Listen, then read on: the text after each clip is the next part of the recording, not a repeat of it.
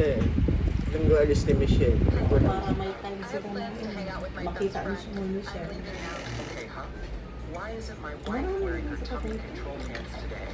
Did she forget something? No, it's just Thank you, Senator JB. Sa bago niya malayo ang talaga. Pero maganda din. Hello. Yes, sorry, I was anyway, since napansin ko na po nung nakaraang Sana nag-ano sila yung farm, mga farm Ma'am Sally Santos, Ayun. yung farm daw. mas compuso Kaso kayo. too late to, matagal na kasi.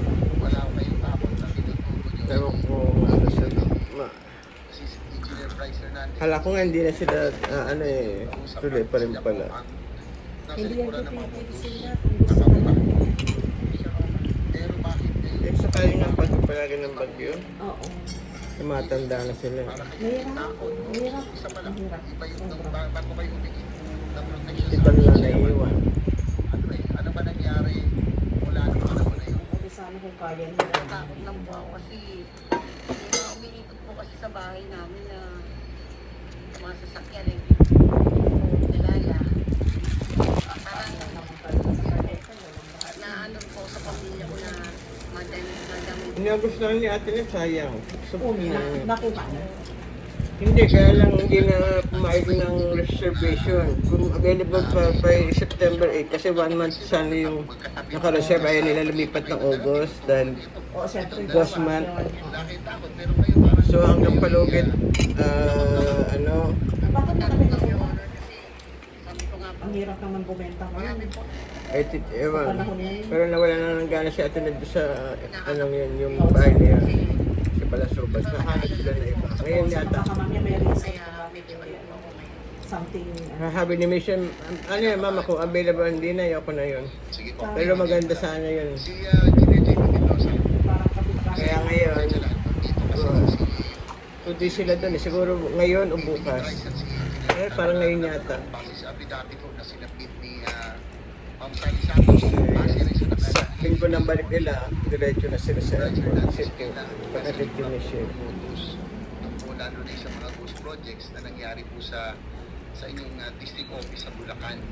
So, ang sabi po ni Sally Santos, tinuturo kay ni Bryce, sinabihan niya na hindi siya nakakakuha ng DPWH kontra kung hindi kayo papipirmahin ng lisensya. Totoo ba ito? Sir JB, kayo po.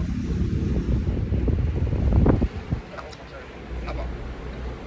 Basta sa amin natin kasi hindi siya makakakuha ng hindi siya makakuha ng ibang pang kontrata. Hindi yung pahihiramin hindi niya kayo pahihiramin ng lisensya. Hindi po, sir. Engineer Tama lang, wait mo. yan po sinasabi nila na yung pagpapay hindi daw Ano? totoo. Naghihirap, sabi kasi ni Ma'am Sally, hinihirap yung lisensya niya para doon sa yung in-house 6 na. projects. Yung Eh, kayo ba't parang- gumagawa, pero papeles lang yun. Bigat kung parang ang bagay na yun. Yung utos po ni sa amin is ko sabi po si Sally para umanap po ng lisensya na gagawin. Yun po yung Tae daw yun eh. So talagang hinihirap Tae kagawa lisensya ng mga kahapon. contractor. Ha? Technically po. Ano na? Utos po ni Boss Sally. Akala na tapos na. Alam din ni JP Mendoza ito. JP? Sir, taga lang po. Ang namali po ako ng pagkakaintindi. Parang pagkakaintindi ko po kanina, hindi na siya pahihiramin hindi na naging niya kami pahihiramin ng lisensya mo. Hindi siya bibigyan ng kontrata, hindi kayo pahihiramin ng lisensya. Pagkakaintindi ko kanina, kaya Kaya mo ilabas na ilabas. so, yung kontrata, hindi na siya makakuha ng kontrata. Lagyan ko na lang ng asukal. Yung multiplihan niya. Pahihiramin Wala ng po tsaka lisensya. creamer. Hindi po. Ayun, ayun. Hindi po Kunti na lang ano, unang dami na ano, matapos. Kunti na lang. Yes, Your Honor. Hindi na Tama po. manginginig siguro. Hindi pinapahiram. Tinutusan po kami para umiram kay Sally. Pero wala pong condition na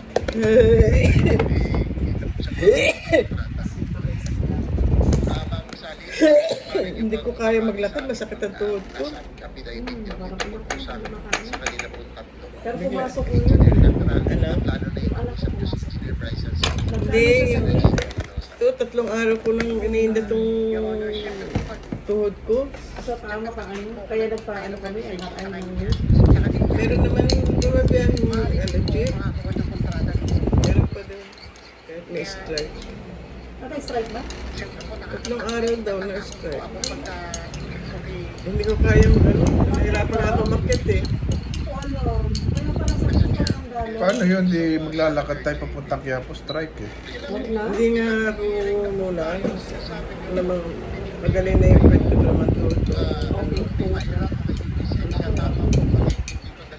Kaya ito naman ay Sa atin kasi, alam natin na may edad na tayo. Maano yun. Sa kanya kasi parang alin. isa ano siya. Right namin. Hindi niya maiabang. Kaya nga masakit. Masakit, sobra daw. Dati hindi Tapos ko parang rin- may tumunog daw kasi na sabi ng doktor na Ito eh. orthopedic daw. Kaya pinahin ko Patingnan ko nga ito sa... paan niya. Orto ang kanyang. Matagal na itong umiinay. Ngayon eh, talagang pinahirapan akong maglakad. Eh, sa akin, wala problema, lakad-lakad.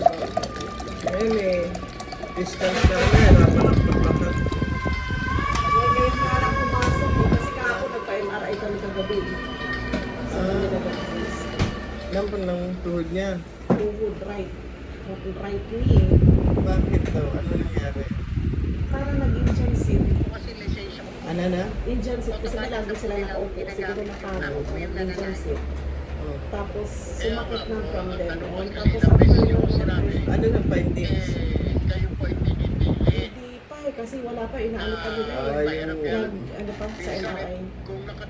Pag nagpa-x-ray naman na. Pero ayaw ng doktor kasi ng doktor.